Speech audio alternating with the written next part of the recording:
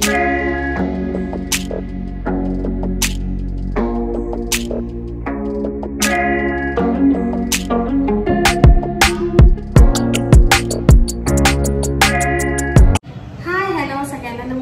कशा आहात सगळ्याजणी? I hope तुम्ही सगळ्याजणी आनंदात असाल।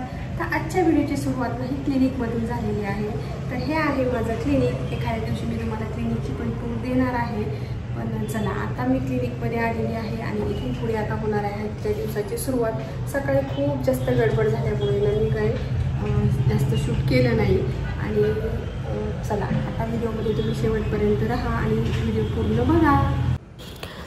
आज ना मी जरा क्लिनिकमध्ये लवकरच आले होते, कारण की सकाळीच 1-2 पेशंट होते त्यामुळे, आणि त्यानंतर मग माझ्याकडे जरासा वेळ होता। तर म्हटलं चला, बरेच दिवस झाले ना क्लिनिकमधली जी काही झाडं आहेत ना, इनडोअर प्लांट्स, तर त्यांच्याकडे जरा लक्षच दिलं नव्हतं। तर म्हटलं बघावं।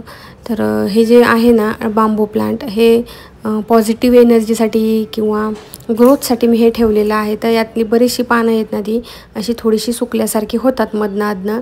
आणि इथे मी तुमच्याबरोबर जेव्हा बोलले ना, तर तेव्हा खूप जास्त जो आवाज आला ना, तो हा आवाज आहे बाहेरून येणाऱ्या गाड्यांचा। त्यामुळे मला इथे जास्त वेळ डायरेक्ट बोलता आलं नाही, व्हॉइस ओव्हरच करावा लागतोय। तर हे बघा, ही आहे माझी OPD आणि एखाद दिवशी मी तुम्हाला ना संपूर्ण क्लिनिकची टूर पण देईल, पण सध्या फक्त ही OPD तुम्हाला दाखवत आहे। आणि हे जे बांबू प्लांट आहेत ना, यातली जी काही 1-2 सुकलेली पानं होती ना छोटी छोटी, ती मी सगळी काढून टाकली आणि थोडंसं त्यामध्ये पाणी टाकून ना हे पुन्हा ठेवलेलं आहे। तर आता दुपारी मी जेवायला घरी जाणार आहे आणि त्यानंतर मग पुन्हा मी इथे क्लिनिकमध्ये येईल। आणि ना मला एक जणाने विचारलं होतं की ॲलोवेरा जेल जे आहे ना, ते कुठल्या कंपनीचं किंवा कुठलं जरा चांगलं आहे, तर मी ते तुम्हाला दाखवते इथं। तर हे ॲलोवेरा जेल जे आहे ना, मी ती क्लिनिकमध्ये सगळ्या पेशंटसाठी वापरते आणि मी स्वतःसुद्धा हेच ॲलोवेरा जेल वापरते। तर ही जी कंपनी आहे ना, ही आहे ग्रीन लीफची कंपनी आणि हिचे रिझल्ट जे आहेत ना, ते जरा बऱ्यापैकी चांगले आहेत इतर ॲलोवेरा जेलपेक्षा। तर नक्की तुम्हाला जर ॲलोवेरा जेल कुठलं पाहिजे असेल ना, तर हे नक्की तुम्ही एकदा ट्राय करून बघा। तुम्हाला दाखवते मी ते पुन्हा एकदा, इथे टेबलवर ठेवून दाखवते आहे तुम्हाला। आता हे बघा, अशी ग्रीन लीफ ही कंपनी आहे आणि प्युअर ॲलोवेरा जेल आहे। याची प्राईजही तुम्हाला दिसली असेल। तर असे मोठेच डब्बे जे आहेत ना, ते मी आणून ठेवलेले असतात। तर चला, तुमच्या प्रश्नाचं उत्तर तुम्हाला मिळालं असेल। हॅलो मैत्रिणींनो, कशा आहात तुम्ही सगळ्या? आय होप तुम्ही सगळ्याजणी आनंदात असाल। तर आज ना आहे अंगारकी चतुर्थी आणि मला यायला झालेले आहेत 8, नेहमीप्रमाणेच कुणीतरी आलेलं आहे आणि आता भरपूर आवाज येईल, त्यामुळे इथून पुढे मी व्हॉइस ओव्हरच करते।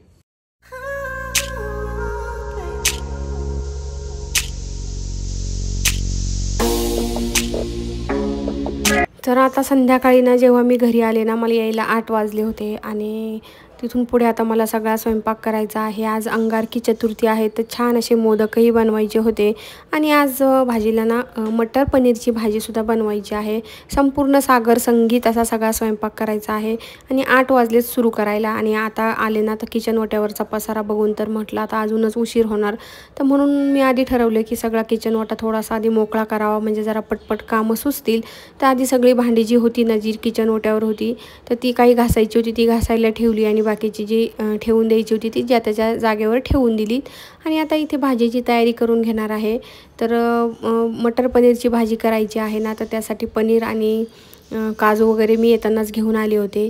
आणि इथे शौर्यमा प्रत्येक गोष्टी माझ्या मध्ये करत असतो। जेव्हा मी घरी नसते ना, तेव्हा थोडा अभ्यास केला त्याने, आणि आता इथे मी किचनमध्ये आले ना की लगेच त्याची मध्ये लुडबुड सुरू झालेली आहे।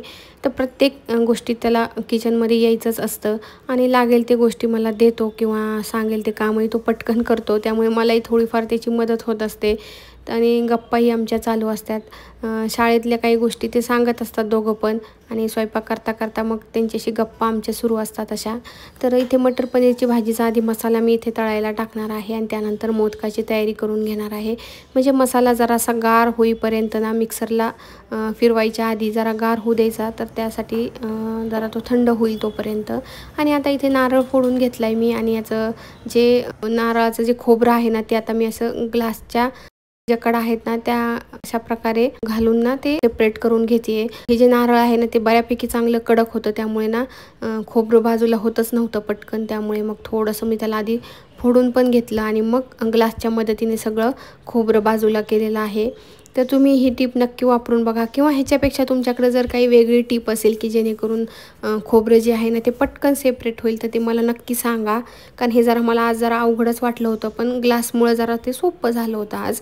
तर हे जे खोबरं आहे ना ते आता सेपरेट करून घेतलं आहे मी, आणि ते 1-2 वेळा पाण्याने जरा स्वच्छ धुवून घेते. म्हणजे काय होईल, त्यावर ना थोडं आपण फोडताना जे नारळाचं जो साईडचा कचरा असतो ना तो त्याला लागलेला असतो, मग त्यामुळे ते 2-3 पाण्याने मी जरा स्वच्छ धुवून घेतलेला आहे. एकीकडे मसाला पण तयार झालेला आहे, तो जरा थंड होतोय. त्यानंतर तो मिक्सरला मी आता बारीक करून घेईल, आणि जरा गडबडच झालेली आहे माझी. सगळा स्वयंपाक होईपर्यंत, सगळं होईपर्यंत 10 वाजले होते. तसा चंद्रोदय हा 9:15चा की 9:17चाच होता, आणि त्यानंतरच जेवण केलेलं आहे. पण उशीर झाल्यामुळे ना जराशी गडबड झाली होती माझी. तर चला, व्हिडिओ तुम्ही शेवटपर्यंत नक्की बघा, आणि मोदकही कसे केलेले आहेत ना तेही तुम्हाला दाखवते. आणि आज विशेष म्हणजे ना नवीन कढई आणली आहे मी स्टीलची, तर त्यामध्ये मी मोदकाचं सारण बनवणार आहे. तर व्हिडिओ शेवटपर्यंत तुम्ही नक्की बघा.